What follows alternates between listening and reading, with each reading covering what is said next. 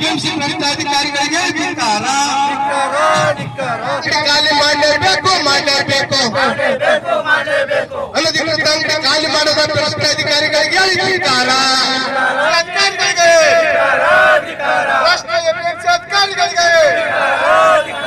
ಏನು ಕಲಬುರಗಿ ಮಹಾನಗರದ ಏನು ನೇರುಗಂಜ್ ಏರಿಯಾದಲ್ಲಿರ್ತಕ್ಕಂಥ ಈ ಎಪಿಎಂಸಿ ವ್ಯಾಪ್ತಿಯಲ್ಲಿ ಬರ್ತಕ್ಕಂಥ ಏನು ಸುಮಾರು 300ಕ್ಕೂ ಹೆಚ್ಚು ಅಂಗಡಿಗಳನ್ನ ಅನಧಿಕೃತ ಅಂತ ಎಪಿಎಂಸಿ ಅಧಿಕಾರಿಗಳಿಗೆ ಗೊತ್ತಿದ್ರು ಕೂಡ ಅವರು ಕೂಡ 103 ಅಂಗಡಿಗಳಿಗೆ ಇವು ಅನಧಿಕೃತ ಇದ್ದಾವೆ ಖಾಲಿ ಮಾಡಿಸ್ಬೇಕಂತೇಳಿ ಅಂತಿಮ ನೋಟಿಸ್ ಅನ್ನು ಕೊಟ್ಟರು ಕೂಡ ಇದೇ ವಿಷಯವಾಗಿ ಏನು ಹಿಂದೆ ಗಂಜ್ ಅಸೋಸಿಯೇಷನ್ ಅವರು ಇದೇ ವಿಷಯವಾಗಿ ಒಂದು ಮನವಿಯನ್ನು ಮಾಡಿದಾಗ ಅವರಾದ ಒಂದು ಪತ್ರದ ಆಧಾರವನ್ನು ಇಟ್ಕೊಂಡು ನಮ್ಮ ಹೋರಾಟವನ್ನು ಆಧಾರ ಇಟ್ಕೊಂಡು ಖಾಲಿ ಮಾಡಿಸಿ ಅಂತೇಳಿ ಒತ್ತಡ ಆಗ್ತಾ ಇದ್ರು ಕೂಡ ಇವತ್ತಿನ ದಿವಸ ಈ ಜಿಲ್ಲಾ ಎಪಿಎಂಸಿ ಕಾರ್ಯದರ್ಶಿಗಳು ಎಲ್ಲ ಅಧಿಕಾರಿಗಳು ಸೇರಿ ಆ ಒಂದು ರಾಜಸ್ಥಾನಿಗಳು ಮತ್ತು ಇಲ್ಲಿರ್ತಕ್ಕಂಥ ಅನಧಿಕೃತ ಅಂಗಡಿಗಳವರ ಜೊತೆ ಶಾಮೀಲಾಗಿ ಅವರಿಗೆ ನೋಟಿಸ್ ಕೊಟ್ಟಂತ ಒಂದು ಕುತಂತ್ರವನ್ನು ಮಾಡುವ ಮುಖಾಂತರ ಅವರಿಗೆ ಬ್ಲಾಕ್ ಮೇಲ್ ಮಾಡುವ ಮುಖಾಂತರ ಅವರೆಲ್ಲ ರೊಕ್ಕ ಸುಲಿತಾ ಇದ್ದಾರೆ ಅಂತಕ್ಕಂಥ ಒಂದು ಗುಮಾನ ಇದ್ದಿದೆ. ಇದರ ವಿರುದ್ಧ ಉಗ್ರವಾಗಿ ತನಿಖೆ ಆಗಬೇಕು ಅಂತೇಳಿ ಅದ್ರ ಜೊತೆಗೆ ಏನು ಎಪಿಎಂಸಿಯಲ್ಲಿ ಇರ್ತಕ್ಕಂಥ ಅನಧಿಕೃತ ಅಂಗಡಿಗಳನ್ನ ಕೂಡಲೇ ಖಾಲಿ ಮಾಡಿಸ್ಬೇಕು, ಖಾಲಿ ಮಾಡಿಸ್ದಾಗದೇ ಇದ್ರೆ ನಿಮ್ಮ ಕುರ್ಚಿ ಖಾಲಿ ಮಾಡಬೇಕು ಅಂತೇಳಿ ಅಧಿಕಾರಿಗಳಿಗೆ ಸಸ್ಪೆಂಡ್ ಮಾಡಬೇಕು ಅಂತೇಳಿ ನಾವು ಇವತ್ತು ನಿರಂತರ ಧರಣಿಯನ್ನು ಹಮ್ಮಿಕೊಂಡಿದ್ದೇವೆ. ಇದು ಒಂದು ನಿರ್ಣಾಯಕ ಹೋರಾಟವಾಗಿದೆ. ಯಾವಾಗ ಅಂಗಡಿಗಳು ಖಾಲಿ ಆಗುವುದಿಲ್ಲ, ಇಲ್ತಕ್ಕ ಈ ಅಧಿಕಾರಿಗಳು ಕುರ್ಚಿ ಬಿಟ್ಟು ಹೋಗುವುದಿಲ್ಲ, ಅಲ್ಲಿಯವರೆಗೂ ನಾವು ಇಲ್ಲಿಂದ ಕದಲುವುದಿಲ್ಲ ಅಂತಕ್ಕಂಥ ಎಚ್ಚರಿಕೆಯನ್ನ ಕಾಂಗ್ರೆಸ್ ಸರ್ಕಾರಕ್ಕೆ, ಸಂಬಂಧಿತ ಸಚಿವರಿಗೆ, ಶಿವಾನಂದ ಕಾಪಾಸಿ ಅವರಿಗೆ, ಈ ಕಾರ್ಯದರ್ಶಿಗಳಿಗೆ ಕೊಡ್ತಾ ಇದ್ದೀನಿ. ಈ ಹೋರಾಟದಲ್ಲಿ ಏನಾದರೂ ಹೆಚ್ಚು ಕಡಿಮೆ ಆದ್ರೆ ಇದಕ್ಕೆಲ್ಲ ಜಿಲ್ಲಾಡಳಿತ ಎಪಿಎಂಸಿ ಕಾರ್ಯದರ್ಶಿಗಳ ಜವಾಬ್ದಾರಿ ಆಗ್ತಕ್ಕಂಥ ಎಚ್ಚರಿಕೆಯನ್ನು ಕೊಡ್ತಾ ಇದ್ದೀವಿ.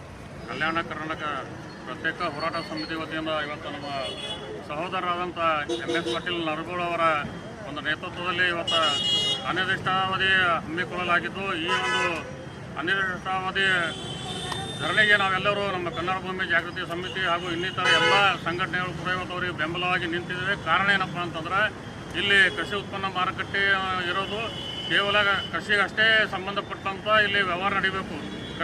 ಕೃಷಿಯೇತರ ಚಟುವಟಿಕೆಗಳಲ್ಲಿ ಯಾವುದೇ ರೀತಿಯ ಚಟುವಟಿಕೆಗಳಲ್ಲಿ ನಡೀಬಾರ್ದು ಅಂತ ಹೇಳಿ ಇದು ಒಂದು ಕಾಯ್ದೆ ಕೂಡ ಇದೆ. APMC ಒಂದು ಕಾಯ್ದೆಯಲ್ಲೇ ಇದು ಸ್ಪಷ್ಟವಾಗಿ ತಿಳಿಸಲಾಗಿದೆ. ಆದರೂ ಕೂಡ ಇಲ್ಲಿನ APMC ಅಧಿಕಾರಿಗಳು ಮತ್ತು ಇಲ್ಲಿ ವ್ಯಾಪಾರಸ್ಥರ ಒಂದು ಒತ್ತಡದಿಂದ ಕೆಲವು ಅನಧಿಕೃತ ಅಂಗಡಿಗಳನ್ನು ಚಾಲೂ ಮಾಡಿ ಇವತ್ತು ಅಲ್ಲಿ ಒಂದು ವ್ಯಾಪಾರ ನಡೆಸುವಂಥ ಒಂದು ದುಸ್ಸಾಹಸಕ್ಕೆ ಕೈ ಹಾಕಿದ್ದಾರೆ. ಇದು ಅನೇಕ ಇವತ್ತು ನಿನ್ನೆದಲ್ಲ, ಇದು ವರ್ಷಾನುಗಟ್ಟಲೆ ಇವತ್ತು ನಮ್ಮ MS ಪಾಟೀಲ್ ಅವರು ಈ ಕುರಿತು ಅನೇಕ ದಿನಗಳಿಂದ ಸರ್ಕಾರದ ಗಮನಕ್ಕೆ ಮತ್ತು ಅಧಿಕಾರಿಗಳ ಗಮನಕ್ಕೆ ತಂದರೂ ಕೂಡ ಅವರು ಚಾಕೆ ಎತ್ತದೆ, ಯಾವುದೇ ಚಕಾರ ಎತ್ತದೆ ಅವರು ಏನಪ್ಪ ನಿರ್ಲಕ್ಷ್ಯ ಭಾವನೆ ತೋರುತ್ತಿದ್ದಾರೆ ಅಂತ ನಮ್ಗೆ ತಿಳಿದುಬಂತು. ರೈತರ ಪರವಾಗಿ ರೈತರಿಗೆ ಅನ್ಯಾಯ ಆಗ್ತದೆ, ರೈತರ ಪರವಾಗಿ ಯಾವುದೇ ಹೋರಾಟ ಇದ್ರೂ ಕೂಡ ನಾವು ಮುಂಚೂಣಿಯಲ್ಲಿ ಇರ್ತೇವೆ ಈ ಸಂದರ್ಭವನ್ನು ತಿಳಿಸ್ತೀನಿ.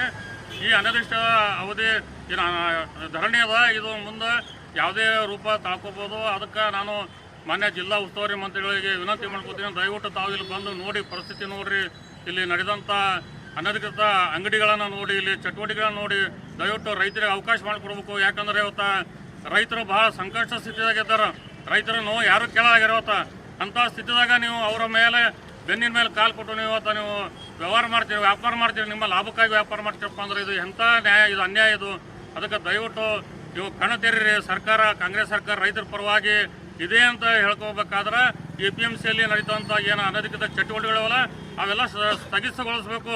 ರೈತರಿಗೆ ಅವಕಾಶ ಕೊಡ್ರಿ. ನೀವು ರೈತರು ಬೇಕಾದ್ ಮಾಡ್ಕೊಳಕ್ಕೆ ಅವರು ಏನು ಬೇಕಾದ್ ಮಾಡ್ಕೊಳ್ಳಿ, ಅವ್ರಿಗೆ ಅವಕಾಶ ಕೊಡ್ರಿ. ಇಲ್ಲ ಅಂತಂದ್ರೆ ಇದು ಭುಗಿಲಿಯಾದಂಥ ದಿನಗಳು ಬಂದವ. ಅದಕ್ಕೆ ಮಾನ್ಯ ಜಿಲ್ಲಾ ಸಚಿವರಿಗೆ ಮತ್ತು ನಾನು APMC ಕಾರ್ಯದರ್ಶಿಗೆ ನಾನು ವಿನಂತಿ ಮಾಡ್ಕೋತೀನಿ, ದಯವಿಟ್ಟು ಇಲ್ಲಿ ಬಂದು ನೋಡ್ರಿ, ಸರ್ವೆ ಮಾಡಿರಿ.